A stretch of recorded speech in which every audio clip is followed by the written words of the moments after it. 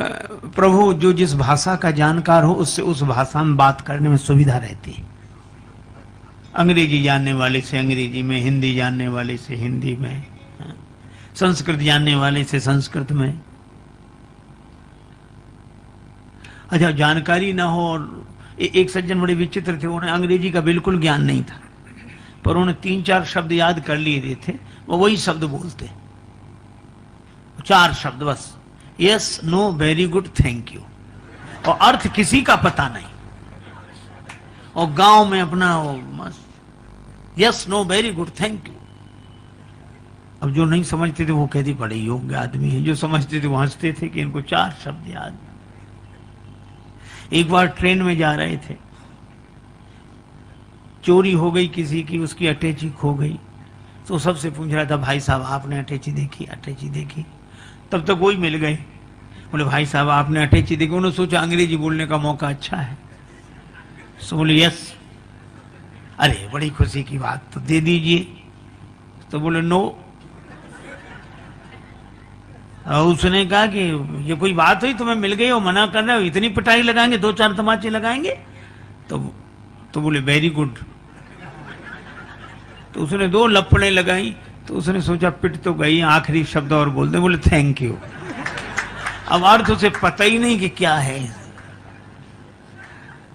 तो जो जिस भाषा का जानकार हो उससे उस भाषा में बात करने में सुविधा रहती है। लक्ष्मण जी ने कहा कि परशुराम जी आपकी भाषा समझ नहीं सकते, और परशुराम जी जो भाषा, जिस शैली में भाषा बोल रहे हैं वो भाषा आप बोल नहीं सकते।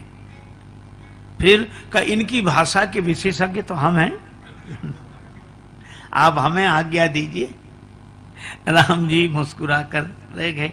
लक्ष्मण जी प्रभु चरणों में प्रणाम करके गए और परशुराम जी से कहा कि महाराज आप दुखी क्यों हैं? परशुराम जी बोले लो और सुनो, इन्हें अब तक यही पता नहीं है कि हम दुखी क्यों हैं। अरे ये धनुष टूट गया है। अच्छा धनुष टूट गया तो आप क्यों टूटे जा रहे हैं? क्या आप धनुष हैं? नहीं नहीं वो बात तो नहीं है, लेकिन अच्छा तो आपका है धनुष? नहीं हमारा नहीं। अच्छा हमारे गुरुजी का है। अच्छा तो गुरुजी ने इसकी रखवाली आपको दी थी क्या? नहीं नहीं उन्होंने भी नहीं, उन्होंने जनक जी को दिया और जनक जी ने तोड़वा दिया। हाँ फिर आप काहे को परेशान हो? परशुराम जी सोचने लगे कि बात कह तो ठीक रहा है, हमारा धनुष है नहीं और हम धनुष के टूटने से इतने दुखी क्यों? कई बार आपको ऐसे लोग मिलेंगे, हम लोगों को तो प्राय मिलते हैं, कहते महाराज हम बहुत परेशान हैं, बहुत परेशान हैं महाराज, हम बहुत परेशान। उनसे पूछो क्यों परेशान हो, तो कहते हमें खुद समझ में नहीं आता कि हम क्यों परेशान हैं। अच्छा बोलो समझ में आ जाए तो आधी से ज्यादा परेशानी क्यों हो जाए, पर उन्हें समझ ही नहीं आता। रोगी पीड़ा का अनुभव करता है पर रोग कौन सा है ये तो वैद्य बताते हैं। लक्ष्मण जी जीवाचार्य हैं। लक्ष्मण जी ने कहा इस रोग का कारण मैं बताऊं आपको। परशुराम जी ने कहा नहीं मैं धनुष टूटने से दुखी हुआ हूं। लक्ष्मण जी ने कहा हमने बचपन में बहुत से धनुष तोड़े, तब तो आप नाराज होते हुए आए नहीं, इसी धनुष पर क्यों? देखो बड़ा सुंदर संकेत है, इसको बोलते हैं आसक्ति। इसका नाम है आसक्ति। ये कभी भी आ सकती, कैसे भी आ सकती, कहीं से भी आ सकती, बल्कि आसानी से आ सकती, मुश्किल से जा सकती। ये ममता, इस धनुष से आपकी ममता है ना?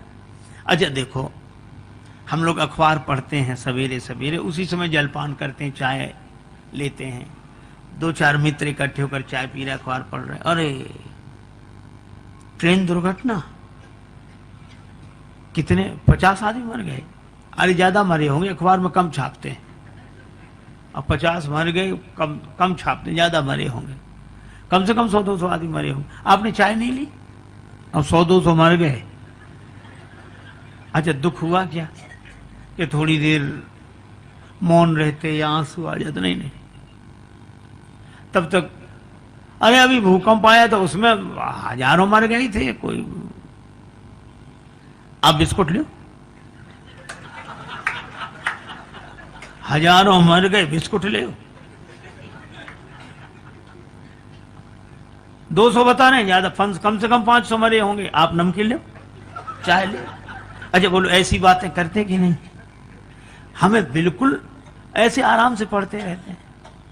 अच्छा वही आदमी आप सोचो अगर अपना परिचित बेटा या कोई प्रियजन बीमार हो, अस्पताल ले गए हो, रात को बहुत दिन के 2 बज गए, पानी तक नहीं पिया, और कोई कहता अब डॉक्टरों ने कंट्रोल कर लिया, अब कोई खतरा नहीं है, अब ऐसे अब आपने सवेरे से कुछ खाया पिया नहीं, कुछ खा लो, तो रो कर कहेंगे तुम्हें खाने पीने की पड़ी, हमें पानी पीने तक का मन नहीं है, पहले बताओ कैसे। 1000 मर गए तब कुछ नहीं, 500 मर गए तब कुछ नहीं, एक तो बीमार ही है, अभी कुछ नहीं हुआ उसे। यही हमारे मन की, हम फूल चुनने आए थे बागे हयात में और दामन को खाक जार में उलझा के रह गए।